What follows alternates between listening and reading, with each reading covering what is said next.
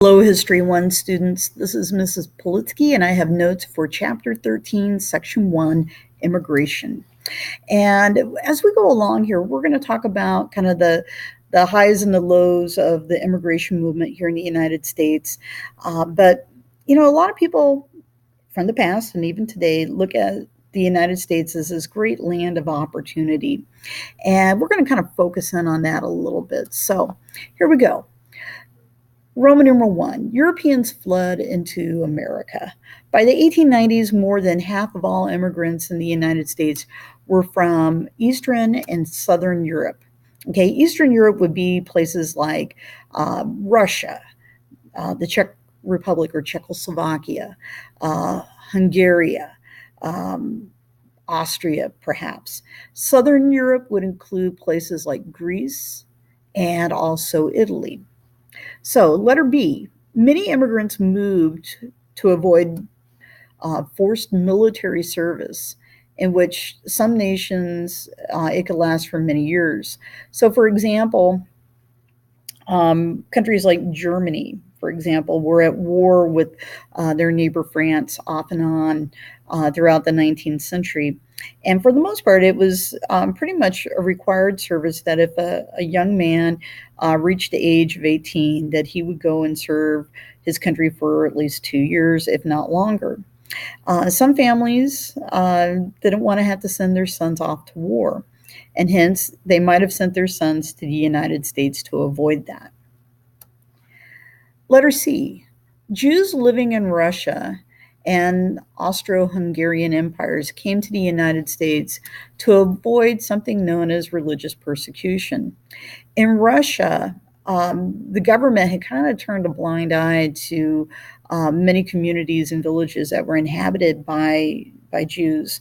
And what we started seeing was something known as a pogrom, which was kind of a orchestrated persecution event where people in certain villages that were Jewish would be taken out and murdered. So some folks came to the United States to avoid that. Letter D, most immigrants book passage in what is known as steerage. Steerage is the cheapest accommodations that you could have on a steamship. Pictured below, kind of in the left-hand corner, is a picture of a steamship that probably came to the United States about 1900.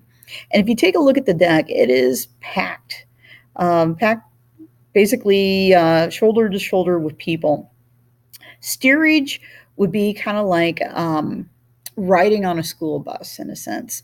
You're in close contact with a lot of other people. There is very little privacy, but yet at the same time, it kind of gets you the passage that you want. And so people booked steerage because it was inexpensive and it got them to the United States. But the truth is, even though you might have ended up here, like in a place like Ellis Island, it didn't necessarily mean that you were actually in the United States just yet. So in letter E, how well immigrants adjusted depended partly on how quickly they learned things like English and how they adapted to our American culture. Upon coming into Ellis Island, passengers were taken off the ships, they were sorted, and they were going through military inspections.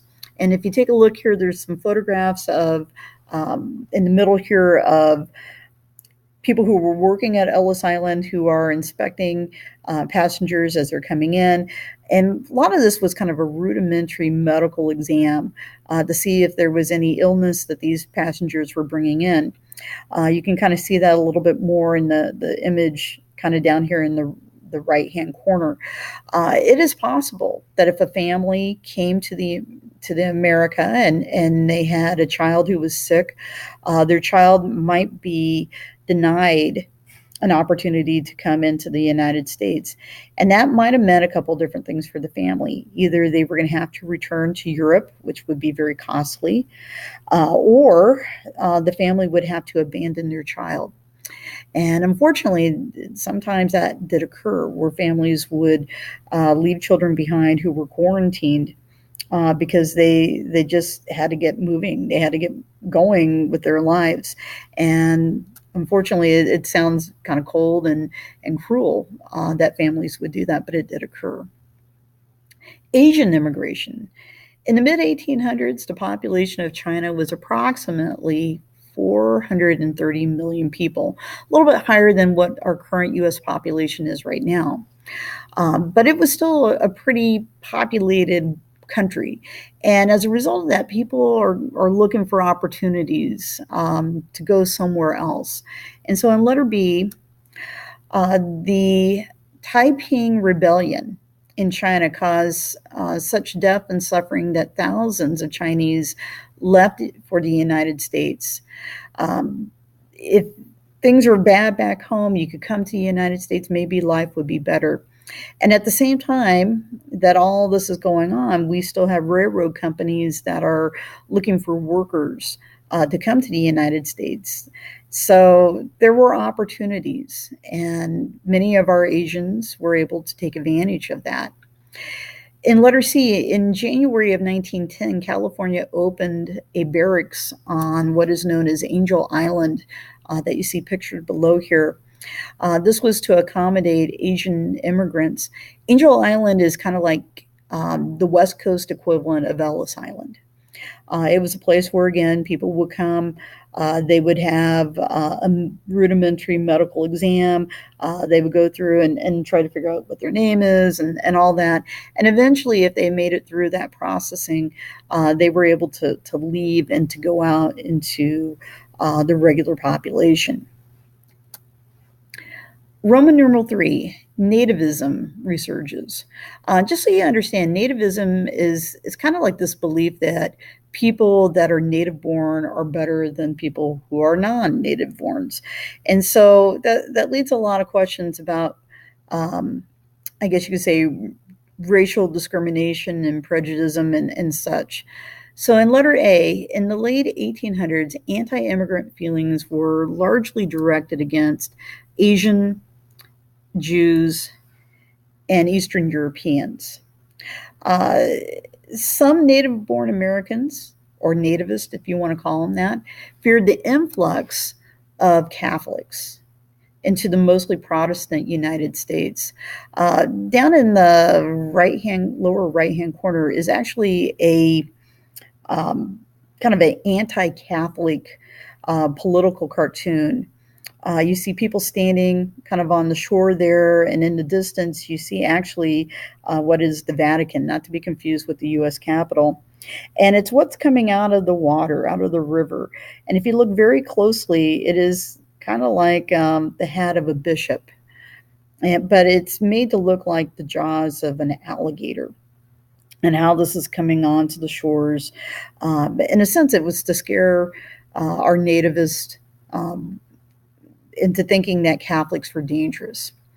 In certain parts of the United States, there were some butting of heads between basically Catholics and schools. Some Catholics would send their children to public school, and their children would get there. And what they would find is that public schools in the 19th century were actually teaching a little bit of religion. And so some of the prayers, the scriptural readings were from Protestant Bibles and not necessarily the Catholic Bible. And that had some Catholic parents really concerned. They were afraid that would lead their children to leave the Catholic Church. And so what ends up happening is the church starts to decide that maybe it would be in its best interest to start its own schools. And what you start seeing in the late 19th century, early 20th century, is that for every parish that is going to be built, a school typically is also built as well. And part of that was to help Catholic immigrants to integrate into society, but yet keep some of its cultural identity so that it isn't lost. Letter C.